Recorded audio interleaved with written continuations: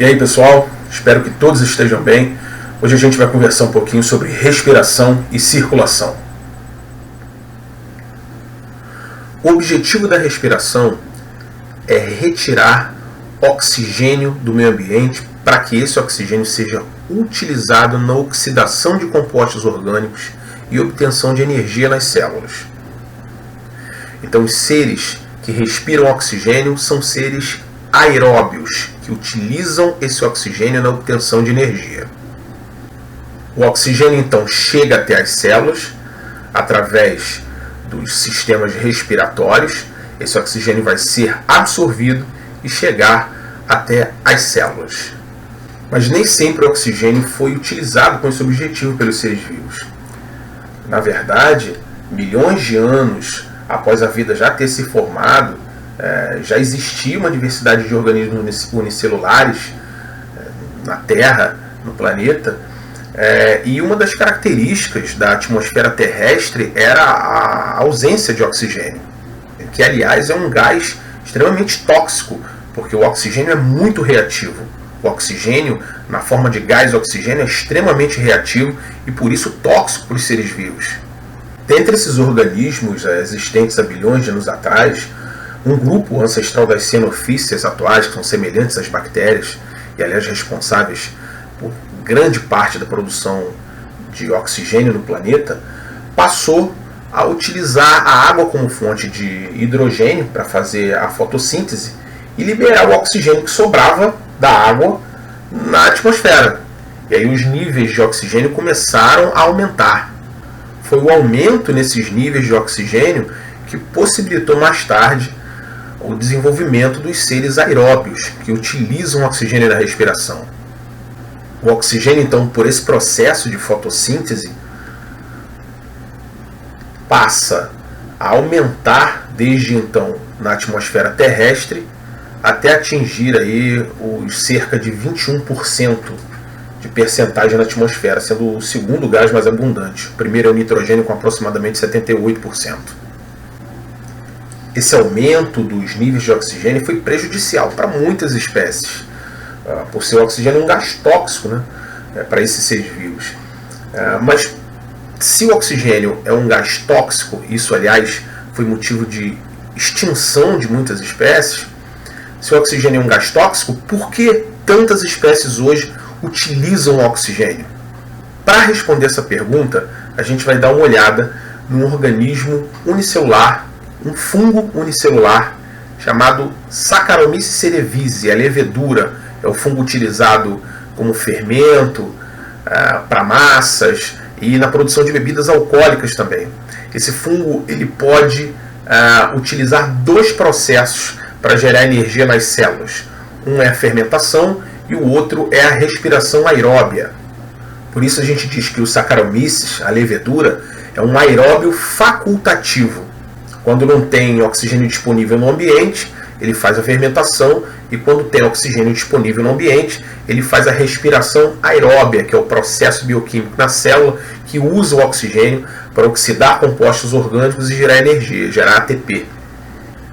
A questão é que, quando esse organismo faz fermentação, o rendimento de energia, de ATP, é menor. Quando o fungo utiliza a respiração aeróbia, ele obtém um rendimento maior de energia, uma maior produção de ATP.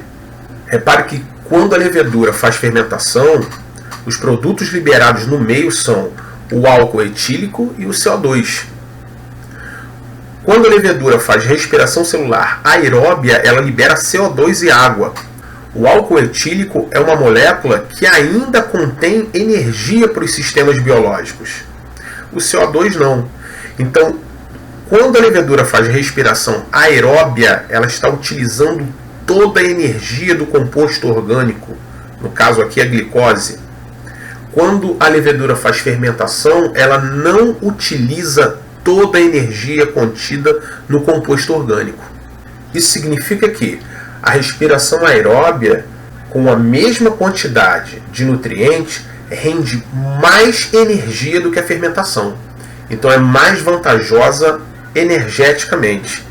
Apesar do oxigênio ser muito reativo e ser tóxico, a pressão de seleção ocorreu nesse sentido, já que esse processo rende mais energia do que a fermentação. Fermentação que muito provavelmente foi o primeiro processo a aparecer após o surgimento da vida na Terra. O aumento dos níveis de oxigênio na atmosfera, então, proporcionaram um ambiente favorável ao aparecimento desses seres aeróbios. A seleção natural favoreceu essa novidade evolutiva, e o fato do oxigênio, da utilização do oxigênio, proporcionar um maior rendimento de energia, um maior rendimento de ATP, fez com que os seres vivos pudessem desenvolver uma maior complexidade, formas maiores, com maior quantidade de células e mais tarde especialização de células em tecidos. Essa possibilidade de gerar mais energia, de obter mais energia dos nutrientes, possibilita o aparecimento de formas mais complexas, dos pluricelulares, organismos formados por células, por um conjunto de células, por tecidos. Esses organismos passam a absorver o oxigênio do meio ambiente por um processo chamado de difusão direta. Ainda não existe um sistema respiratório. O oxigênio por difusão passa de célula a célula e assim chega a todas as células do corpo. Da mesma maneira, o excreta desse processo, que é o gás carbônico, também se difunde, passa por difusão direta, célula a célula, e é liberado para o meio ambiente. O gás carbônico é um produto da oxidação do composto orgânico, como a glicose, por exemplo. Esse produto é um excreto, é tóxico e também é liberado para o meio ambiente pelo processo de difusão direta nesses animais. Organismos com um maior número de células, tecidos mais especializados, também se desenvolveram. No caso desses organismos, a difusão direta já não atende todas as células.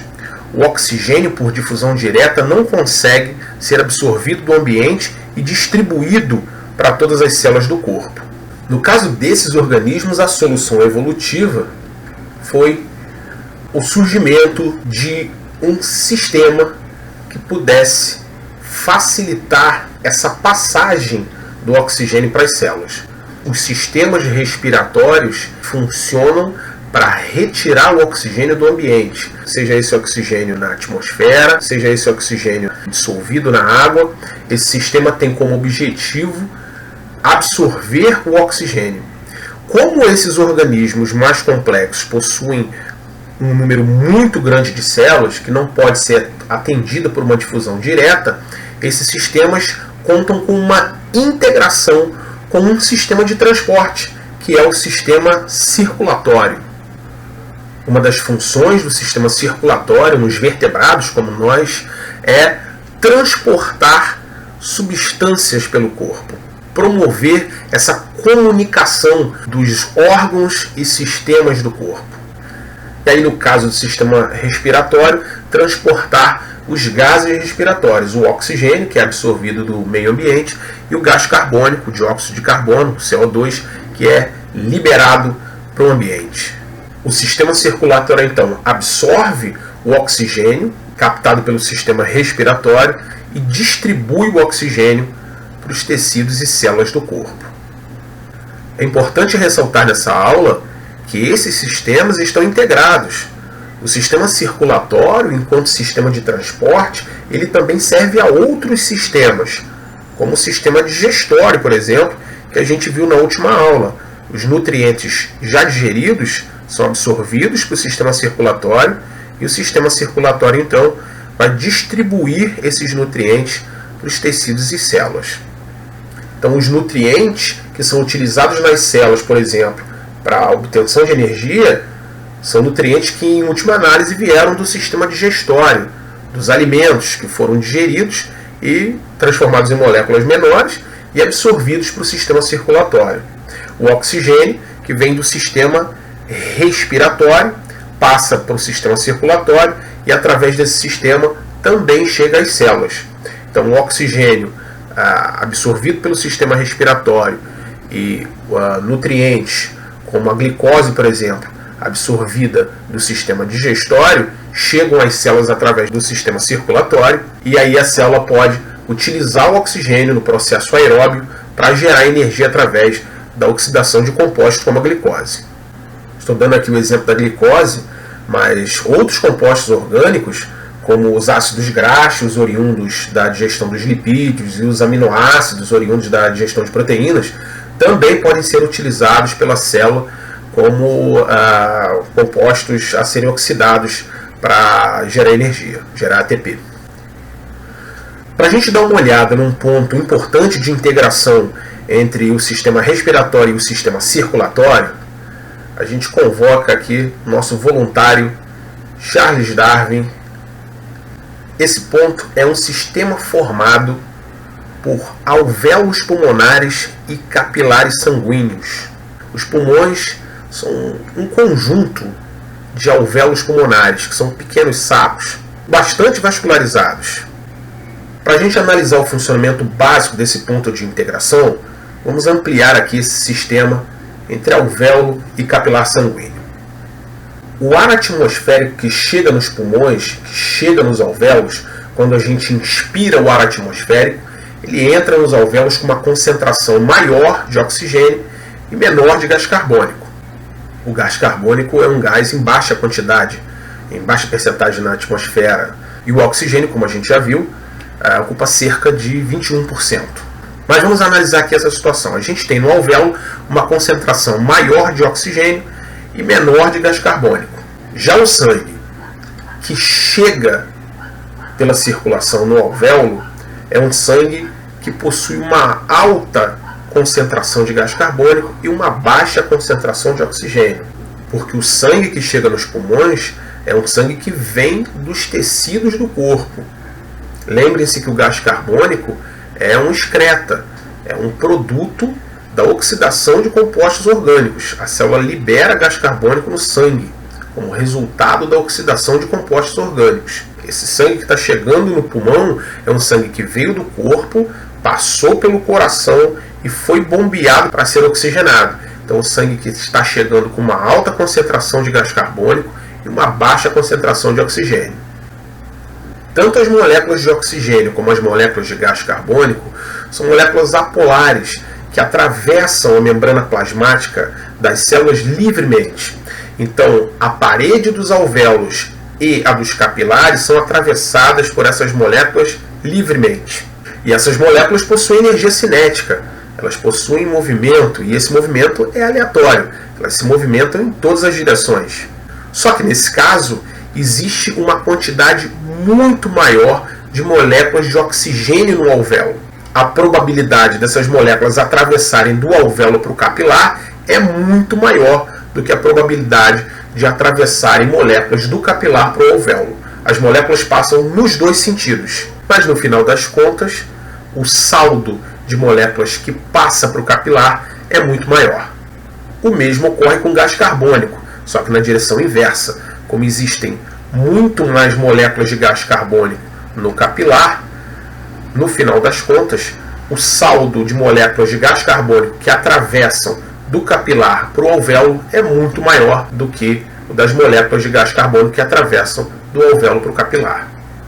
Esse fenômeno faz com que as concentrações mudem e a concentração do alvéolo passe a ser maior em gás carbônico, menor em oxigênio. A concentração do capilar passa a ser maior em oxigênio e menor em gás carbônico. Então, o ar que sai dos pulmões sai com uma concentração muito maior de gás carbônico e o sangue que sai dos pulmões sai com uma concentração muito maior de oxigênio. Esse sangue, então, volta para o coração e do coração, sangue já oxigenado, vai ser bombeado para todas as células do corpo. O objetivo dessa breve aula foi dar uma visão geral e integrada desses sistemas, para que você tenha isso em mente quando estudar o material da apostila e no contato com seus mediadores. Obrigado pela atenção de todos e até a próxima.